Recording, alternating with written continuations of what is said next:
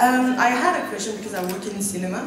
I wanted to know if you got cast or did you audition for Shadow and Bone? Because I don't really know. Yeah, we both auditioned. Okay. Danny had the part a long time before I did. So they were searching for Matthias for a long while, and then I eventually got a chance to audition for it, and then a couple of weeks later I was flown out to see if I had any chemistry with her. And that's why I owe her everything. Because I could just turn it on like that, you know? Well, but yeah, so she had it, and I had to kind of show up there and see if we made any sense together. So it was a process, yeah. Yeah, I auditioned. It came in to my Irish agent, and I was like, I saw like Netflix in the thing, and I was like, wait, what?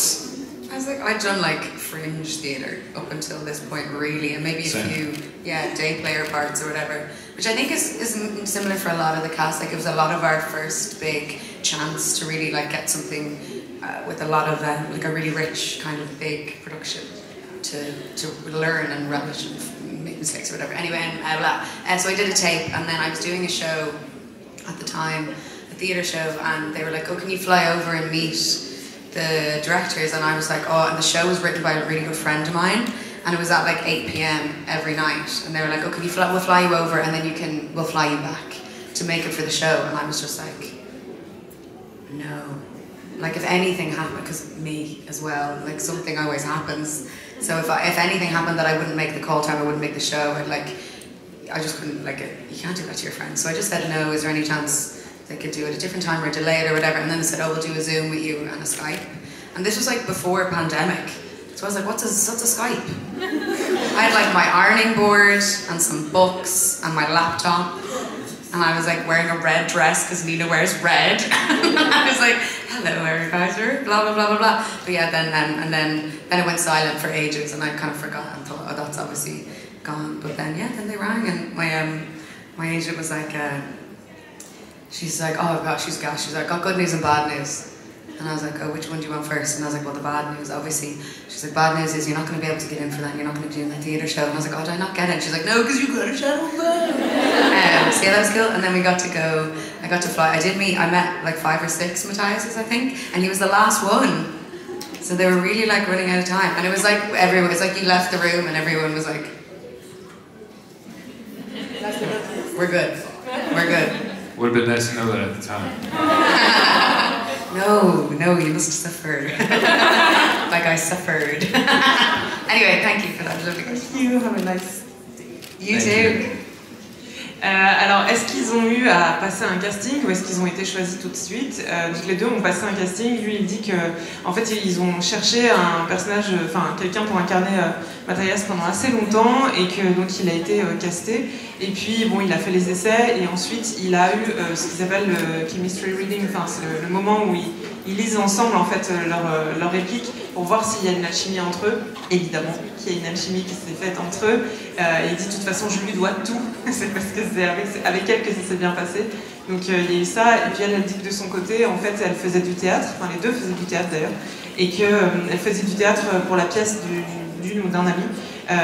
Et que tous les soirs à 20h, elle était là-bas. Et à un moment, ils m'ont dit, bon, bah, son agent lui a dit, bah, il faut que tu prennes l'avion pour aller passer le casting et revenir, c'est pour Netflix. Puis elle a dit non.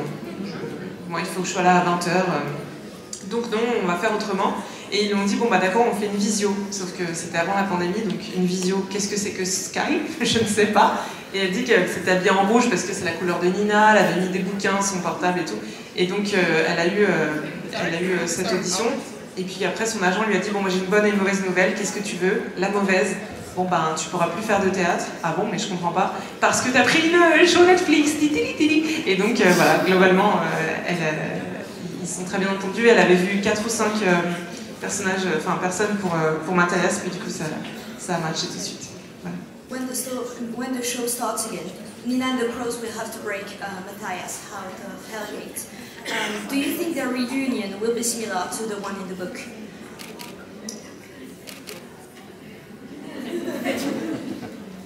Probably worse if we have anything to do with it.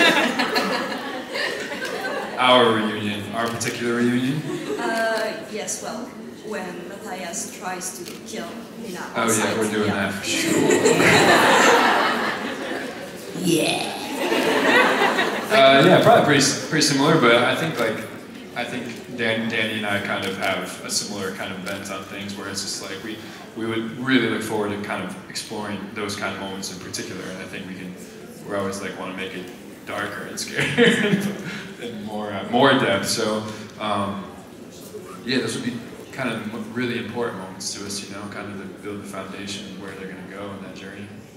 Yeah, I think we worked in season 1 as well to make their journey as difficult as possible for them, as it would be if it were real life, because it is life and death.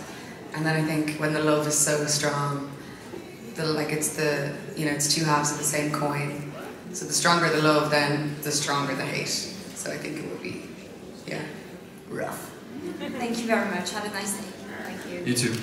La question c'est si la série continue, en tout cas, est-ce qu'ils imaginent que leurs retrouvailles seraient les mêmes que dans le livre, surtout en particulier entre leurs deux personnages, c'est-à-dire est-ce que Matthias envisagerait de tuer Nina, et donc elle dit oh oui, même pire que ça, et tous les deux sont d'accord de dire que ils aiment apporter cette difficulté à leur personnage, notamment dans la saison 1, qu'ils galèrent vraiment parce que c'est la vie en fait, et quand il y a la vie il y a aussi la mort, tout comme il y a l'amour et il y a la haine, c'est comme les deux faces d'une même pièce, et plus l'amour est grand, plus la haine peut être grande, en tout cas dans cette situation-là, donc oui, carrément.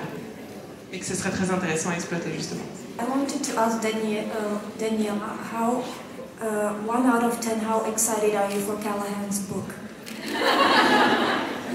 Well, it was such a lovely surprise the first time, because we were in Canada reshooting some of the stuff for Nina and Matthias, because the original arc that we filmed isn't what is in the show.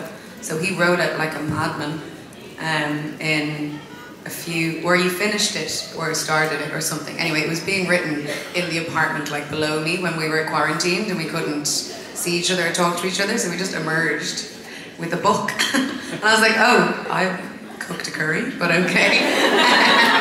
Great. But yeah, then to read it, I brought it away with me. I went to Greece for a month, and it was the book that I took with me when I was like on holidays, because I can't really read. I'm not a great reader. It takes out to read 5 pages and then reread them because I can't remember what happened. And it was like I was so proud and I was so impressed. Because like just his use of language, like I knew he was very articulate in life, but I didn't know like in terms of, yeah, just his use of metaphor and how long your sentences could be. But no, just like this wealth of like, I don't know, rhetoric. It was amazing. I'm not good at describing things. So I thought it was really brilliant, really beautiful, really soulful. It reminded me so much of him, so it felt very authentic. Like he wasn't trying to be anyone that he wasn't. It was like really from his heart. So I'd say I'm like 11 out of 10 excited to read it again, because since then obviously he's made it better. So I don't know, can I have a free copy? Yes. Yeah, cool, so 11. Thank you. La question porte sur combien sur 10, est-ce qu'elle a été excitée de lire le livre qu'il a écrit, donc elle dit que en fait, ça a été fait notamment pendant la période de quarantaine, et qu'elle dit il habitait en dessous de moi, mais on ne pouvait pas se voir, c'était assez frustrant. Et pendant ce temps-là, lui, il a écrit un livre, et quand on s'est revus, il dit moi j'ai cuisiné un curry en fait, donc il n'y a pas trop la même chose qui s'est passée. Mais quand elle a lu, elle était très surprise, elle dit je veux pas du tout dénigrer, au contraire, j'étais surprise, je savais qu'il parlait bien, mais ses tournures de phrases, ses métaphores, la manière dont il a écrit, c'est vraiment une fenêtre sur son âme et sur qui il est, et c'est absolument merveilleux, et je l'ai lu quand je suis partie en vacances en Grèce. Moi je suis le genre de personne qui lit pas trop, je lis 5 pages puis j'oublie ce que je lis. Là vraiment ça m'a scotché, et en plus de ça, je sais que les nouvelles versions qui sera encore meilleure du coup, et elle lui demande si elle peut avoir un exemplaire, donc il a dit oui, et donc la réponse c'est 11 sur 20 en termes d'excitation pour la lecture de ce livre.